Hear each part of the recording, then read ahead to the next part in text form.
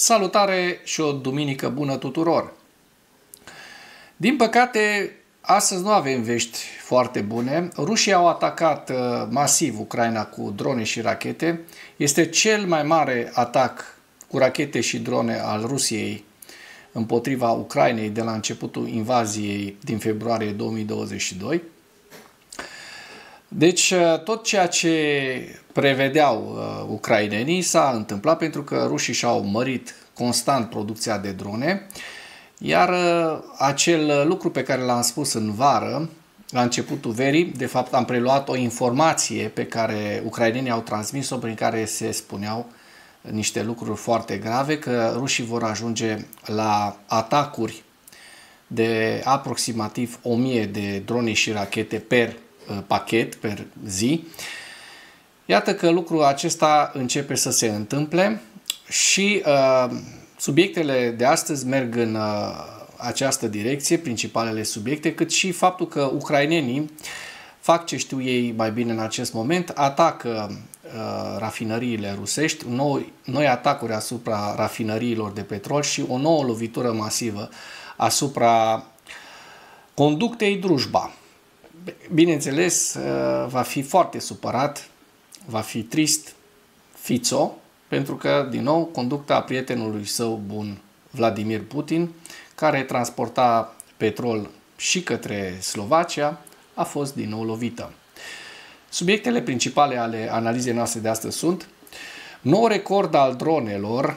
Rusia a lansat peste 800 de drone și 13 rachete, iar apărarea ucraineană a neutralizat 751 de ținte. Acest nou atac record cu drone rusești a ucis cel puțin 11 persoane și a rănit 71 de persoane în Ucraina. Deci este vorba despre un atac din nou asupra obiectivelor civile, pentru că așa ne-au obișnuit rușii până acum și pe bună dreptate foarte mulți urmăritori se întreabă când ucrainenii vor viza Moscova și Sankt Petersburgul și eu nu sper să se întâmple neapărat acest lucru. Eu sper doar ca rușii să-și primească răsplata. Poporul rus, care sprijină în marea lui majoritate această invazie a Rusiei împotriva Ucrainei, să ajungă să cunoască și ei, măcar pe jumătate, ceea ce cunosc în momentul de față ucrainenii. Iar eu, dacă aș avea posibilitatea și aș fi într-o decizie, dar bineînțeles trebuie să ai această posibilitate să ataci, trebuie să ai rachete performante, trebuie să ai drone. Drone au, dar rachete performante, rămâne de văzut dacă această rachetă Flamingo, care bate până la 3000 de kilometri, va fi produsă într-un număr destul de mare și vom vedea cât de eficiente sunt. Am văzut că deja au lovit cu rachete Flamingo săptămâna trecută ucrainenii Crimea, au vizat niște baze din Crimea. Eu nu sper ca ucrainenii să se răzbune și să atace blocuri și clădiri rezidențiale, dar sper să atace Kremlinul. Aș vrea să văd cum arde Kremlinul. Recunosc acest lucru. Nu știu dacă mulți dintre voi vă doriți acest lucru, dar eu aș vrea să văd cum arde Kremlinul și cum se prăbușește podul Kerch. Trecem la următoarele subiecte, la rezumatele din următoarele subiecte. De astăzi, clădirea cabinetului de miniștri din Kiev a luat foc în urma unui atac cu drone. Rusia a atacat Kievul cu drone, dronele au lovit clădirile înalte, au existat victime. Oleksandr Syrskyi, comandantul armatei ucrainene, spune că pe direcția Pokrovsk în august s-a returnat de 5 ori mai mult decât s-a pierdut. Dăm un ochi și pe ceea ce spun cei de la Deep State, pentru că, așa cum veți vedea, analiștii ucraineni, pe hărți vorbind, nu îl contrazic pe Syrskyi cu această declarație. Eu îmi fac datoria și vă prezint ambele variante, voi trageți concluziile. Forțele de apărare ucrainene atacă din nou conducta de petrol Drujba. Dronele ucrainene au atacat o rafinărie de petrol din regiunea Breansk și ținutul Krasnodar peste noapte. La final, așa cum știți, vă prezint hărțile Deep State și ale celor de la Institutul pentru Studiul Războiului. Nou record al dronelor rusești. Rusia a lansat peste 800 de drone și 13 rachete, iar apărarea aeriană ucraineană a neutralizat 751. În noaptea de 6 spre 7 septembrie, Rusia a lansat un atac combinat masiv asupra teritoriului ucrainean, folosind drone de atac și rachete terestre. Apărarea aeriană ucraineană a neutralizat 751 de ținte din 823, potrivit forțelor aeriene ucrainene, conform informațiilor actualizate începând cu orele 17 din 6 septembrie. Rușii au folosit 810 drone de atac de tip Shahed, de diverse tipuri de drone și diverse tipuri de drone simulatoare din direcțiile Kursk, Bryansk, Milerov, Orel și vedeți aici toate regiunile din care au fost lansate aceste drone, 810 drone, 9 rachete de croazieră Iskander-K din regiunea Kursk, Federația Rusă, 4 rachete balistice Iskander-M din sistemul de apărare aeriană al Crimeei. 751 de ținte aeriene au fost doborâte, suprimate de către apărarea aeriană, cu război electronic probabil suprimate. 747 de drone de tip Shahed și imitatoare de drone de diferite tipuri, 4 rachete de croazieră Iskander-K. Impactul la 9 rachete și 54 de drone de atac a fost înregistrat în 33 de locații, iar căderea de drone doborâte și resturile lor a fost înregistrată în 8 locații. Atacul continuă, mai sunt câteva drone inamice în spațiul aerian ucrainean. Dar stai să vedem ce s-a întâmplat mai precis și la ce a dus acest atac. Un atac record cu drone și rachete rusești a ucis cel puțin 11 persoane și a rănit 71 de persoane în întreaga Ucraina. Un nou atac record în masă cu drone și rachete rusești asupra unor orașe din Ucraina în noaptea de 7 septembrie, care a ucis cel puțin 11 persoane și a rănit 68, au raportat autoritățile locale.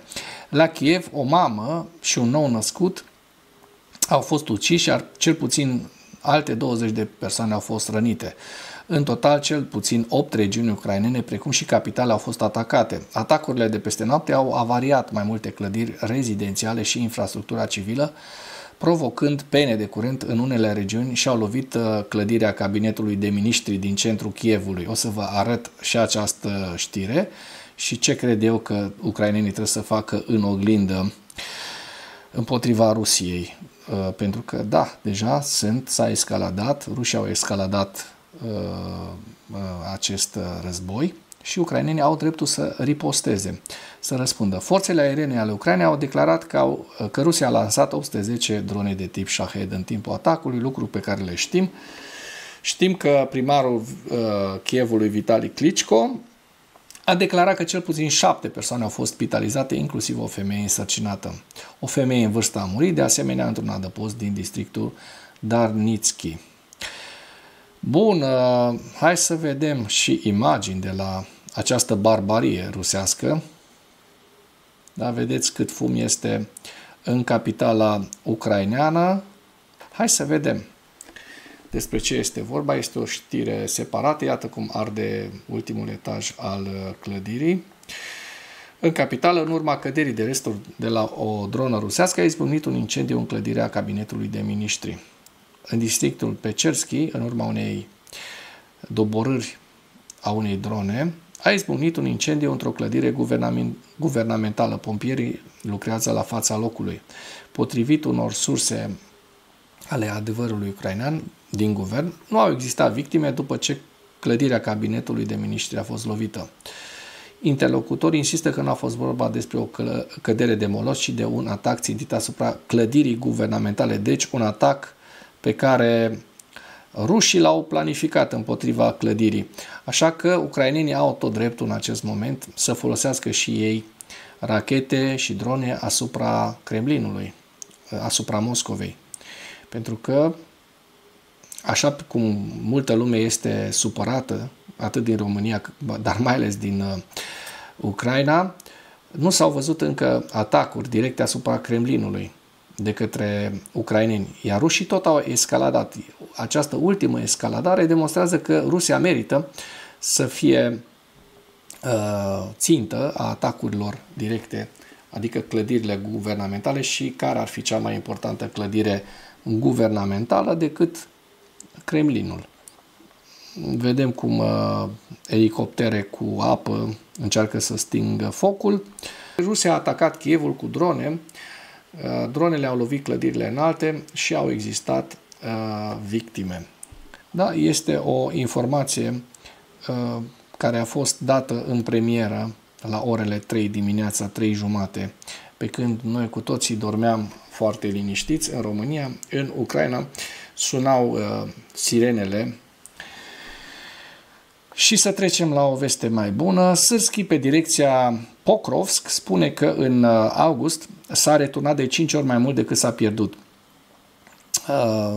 După ce au pierdut 5 km pătrați în direcția Pokrovsk în luna august, unitățile forțelor de apărare au reușit să recâștige controlul asupra 26 de km pătrați din teritoriul ucrainean, a declarat comandantul șef al forțelor armate ale Ucrainei, Oleksandr Sârski. Am lucrat în zone de operațiuni de luptă active în direcțiile Pokrovsk, Dobropilea, Severski. Am desfășurat activități la posturile de comandă ale unităților care executau misiuni de luptă în aceste zone ale frontului. Direcția Pokrovsk rămâne una dintre cele mai dificile. În ultima săptămână, unitățile noastre au respins aproximativ 350 de atacuri inamice aici și au concentrat rușii principalele eforturi și au creat cel mai mare grup ofensiv care încearcă să străpungă apărarea noastră. Însă soldații ucraineni mențin cu curaj anumite linii, distrug efectivele și echipamentele inamice și de asemenea desfășoară operațiuni eficiente de asalt.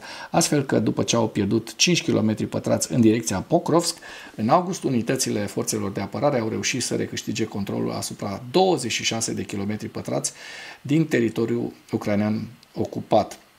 Un raport similar în favoarea noastră se găsește și în direcția Dobropilea. Dar hai să vedem ce spun hărțile celor de la Deep State, care este un think tank ucrainean. Atenție, deci nu putem fi suspectați că este un think tank rusesc sau ceva de genul. Am intrat pe luna august, așa cum se poate observa în această imagine, și începem cu data de 1, da? 1 august, 31 august. 1 august, 31 august. 1 august, 31 august. Da? Deci, cei de la Institutul pentru Studiul Războiului îl contrazic pe Oleksandr Sârski, deci e foarte simplu. Dacă hărțile arată așa, nu este vorba decât de invers. Ucrainenii au recuperat 5 km pătrați și rușii au avansat 25. Așa apare în această imagine. Da? Acum, eu îmi fac datoria și vă prezint ambele puncte de vedere. Oricum, foarte multă lume crede că sunt plătit, că sunt omul ucrainenilor, că sunt omul Occidentului decadent, că iau bani pe treaba asta. Nu. Eu îmi fac datoria și vă arăt exact ceea ce văd și eu. Asta văd, asta vă prezint. Forțele de apărare ucrainene atacă din nou conducta de petrol Drujba.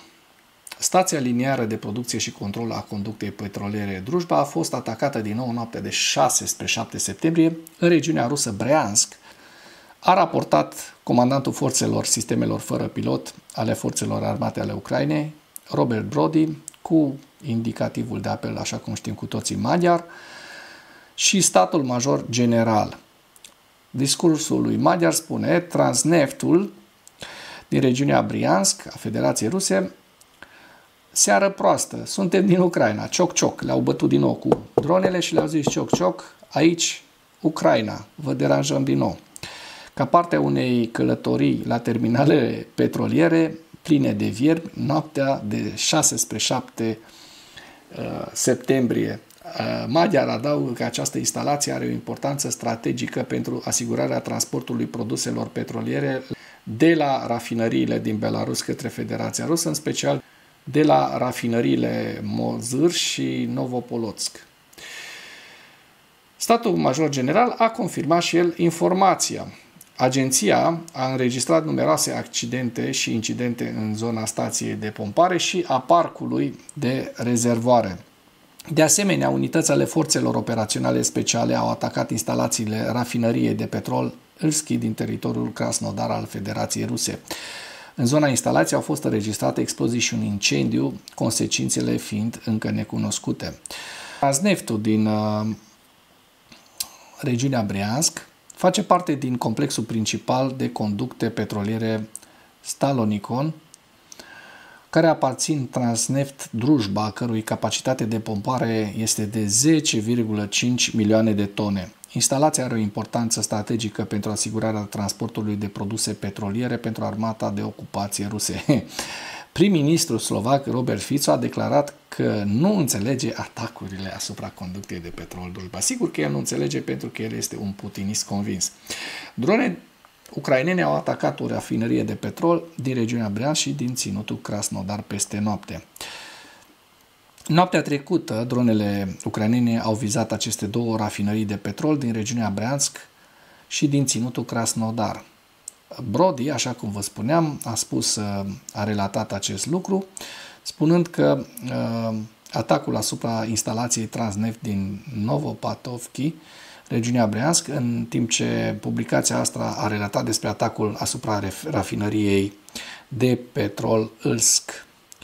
Batalionul 14 operațiuni speciale și unități de rachete și artilerie al forțelor armate ale Ucrainei au provocat pagube unei instalații din regiunea Briansk.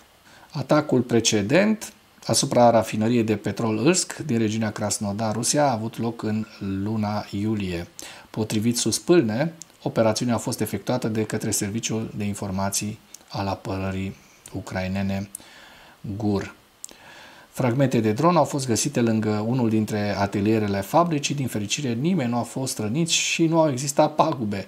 Serviciile de urgență sunt la fața locului, a reiterat proiectul media rusesc Kubmash. Da, ei tot timpul n-au pagube, ei tot timpul n-au suferit pierderi, știm. Rafinăria de petrol Ilsk este una dintre cele mai mari companii private de rafinare a petrolului din regiune, furnizând combustibil pieței interne și exportând produsele sale. Aceasta este situată în satul Ilskaya, din districtul Seversky, la aproximativ 30 de kilometri de Krasnodar. Trecem la ziua 1292 a războiului din Ucraina.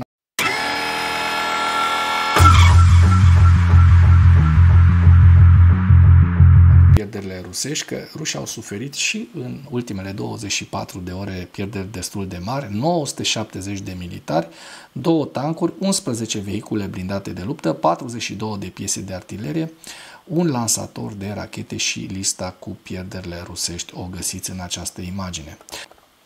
Trecem la hărțile Deep State.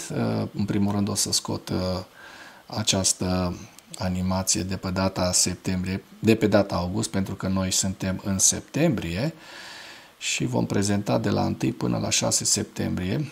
Da? Începem cu partea de sud. Începem cu partea de sud și în principal vedem că în zona Herson n-au existat modificări ale fronturilor în ultimele 48 de ore. Da?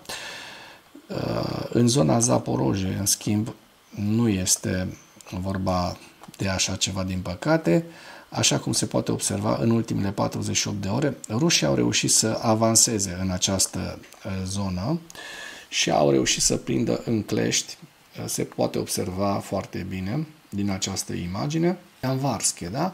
Ianvarske, care este o localitate, și avansul rusesc din această zonă, pe care îl cuantific la aproximativ 5 km pătrați, dacă luăm măsura aceasta, această scară de 1 km de aici din stânga, din colțul stânga jos. Și dacă mergem mai la nord către Pokrovsk, vedem că într-adevăr frontul aici este unul foarte, foarte stabil. Vedem că rușii au avansat, dar foarte nesemnificativ, într-o așezare. Vorbim despre aproximativ, nici nu știu dacă este un sfert de kilometru pătrat, așa cum se poate observa în Zvirove. Deci au ocupat cam un sfert de sat, ca să zicem. Vedem aici scara de 300 de metri, da? Un sfert de sat, satul Zvirove. Deci frontul în continuare în această direcție este destul de stabil. La nord de Pokrovsk vedem că lucrurile rămân neschimbate. În zona către Dobropilea și în Cuceriv Iar. Dacă mergem către Ceasov Iar, n-au existat modificări, la fel, așa cum se poate observa din această imagine, nici în Cupiansk, nici în zona Cupianskului. În Vovceansk, frontul este stabil și dăm un ochi și pe zona de nord, în zona Kursk. În zona Kursk, așa cum observăm, există în continuare o posesie ucraineană la sud-vestul Kurskului, din teritoriul rusesc, da? Iar în zona Sumă, așa cum se poate observa, a existat un avans rusesc în sudul așezării Iuna-Kivka și să vedem despre ce e vorba. Este vorba despre un avans pe un câmp de aproximativ 2-3 km pătrați, deci nimic semnificativ. Bun, trecem la evaluarea campaniei ofensive rusești în viziunea Institutului pentru Studiul Războiului cu principalele titluri. Oficialii ucraineni au avertizat că comandamentul militar rus își regrupează și își consolidează trupele în vestul regiunii Donetsk, probabil înaintea unei operațiuni ofensive majore. Forțele ruse încearcă de asemenea să interzică liniile cheie de comunicații terestre ucrainene în vestul regiunii Donetsk pentru a complica logistica ucraineană și a permite progrese suplimentare rusești în timpul viitoarelor eforturi ofensive din regiunea Donetsk. Imagini geolocalizate recente indică faptul că forțele ruse au avansat probabil în nord-vestul orașului Kupiansk, în urma eforturilor Ministerului Apărării rus de a prezenta în mod fals infiltrări limitate drept avansuri de durată. Și aici, așa cum se poate observa, avem harta celor de la Institutul pentru Studiul Războiului, care confirmă aceste argumente. La final vă prezint hărțile Institutului la data de 6 septembrie și începem cu axa nordică, direcția Sumă, pe care o vedeți în această imagine, Kharkiv, Lugansk, Svatove Kremina, Donetsk, Pokrovsk, Zaporojie și Herson. Și cu acest ultim detaliu închei materialul nostru de astăzi cu îndemnul: dacă ați găsit informații utile în acest videoclip, să nu ezitați să-l distribuiți pentru a ajunge la cât mai multă lume. Mulțumesc mult!